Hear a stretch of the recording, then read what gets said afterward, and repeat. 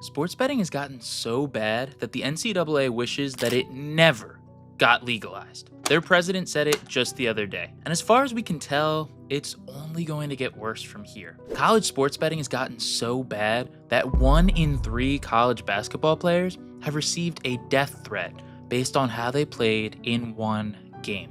Death threats, I've been sexualized, I've been threatened, I've been so many things, and I've stood strong every single time. How did something that was once a fun hobby to do become something that's so out of control that the NCAA are calling for it to be stopped? I mean, it's gotten so ridiculous that Alabama's Brandon Miller needed to hire personal security guards just to go to a conference because of the death threats that he had been receiving. How the hell did this happen? To answer that, we need to first understand how sports betting got so intertwined with American society in the first place. But before I tell you about that, let me tell you who I am. My name is Rob, and I'm a recovering gambling addict. I made my last bet November the 12th of 2022, and now I create videos like this to raise awareness that gambling addiction is a real problem. If you're here and you're watching this video right now, I'm really genuinely happy, because so many people out there either are struggling or know someone who is struggling with a gambling problem. If you are one of those people, or you know someone that is struggling with a problem, then smash that subscribe button so that you can learn from my experience and avoid making the same mistakes with your life that I made with mine.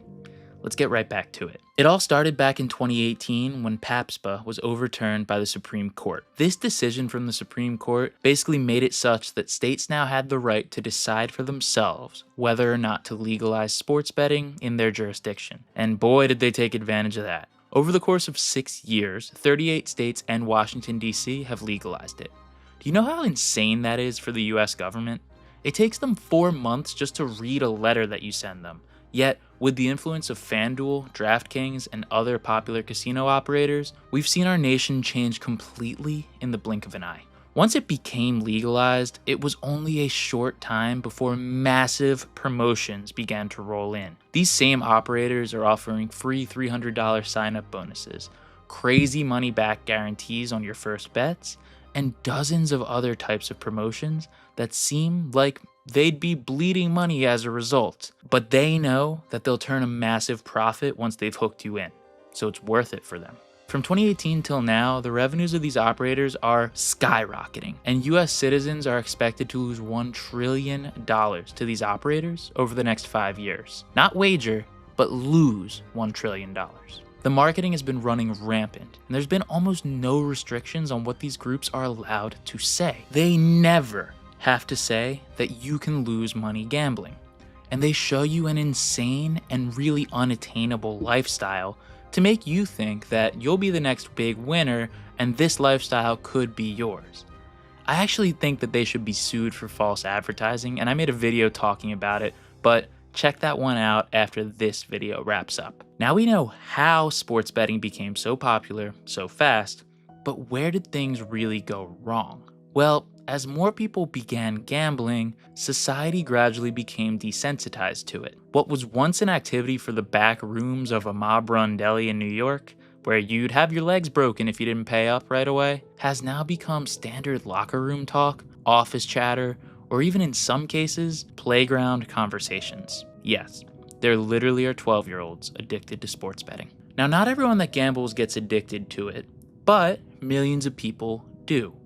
And when that happens, as I can tell you from experience, you don't care about anything else but that next bet. And you really start to begin gambling very quickly money that you can't afford to lose. This, of course, led to people, particularly those young college sports bettors who've been brainwashed to believe that they're going to get rich doing it, to get angry.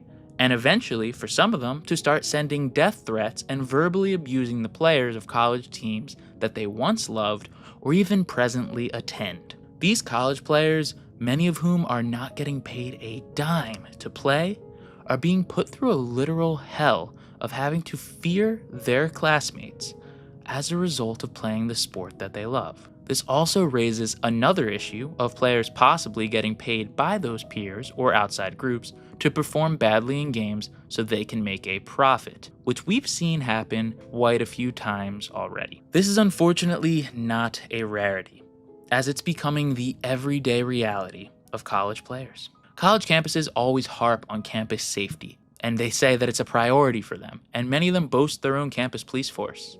But now player safety is becoming a major issue, and these schools have no idea what to do to fix the problem. NCAA President Charlie Baker is calling for changes to be made regarding college sports betting. He thinks it's getting far too out of hand now. In fact, as I mentioned at the beginning of this video, he stated that he wishes sports betting just stayed in Vegas. But what do those changes even look like? What's actually something that can be done to solve this problem? Well, for starters, we need to stop directly marketing the sports books and casinos to students, most of whom are underage anyways. Because we've literally seen some campuses strike up ambassador deals for these sports books and promote them to students by dropping offers of free play directly into their university emails. Additionally, we could start paying athletes so they're at least getting rewarded for the hell that they're being put through. But I guess what that looks like is a little bit out of my scope. What I do know is that right now, college athletes are put through trainings about gambling and about the temptations that will come their way. But there is no campus education for their classmates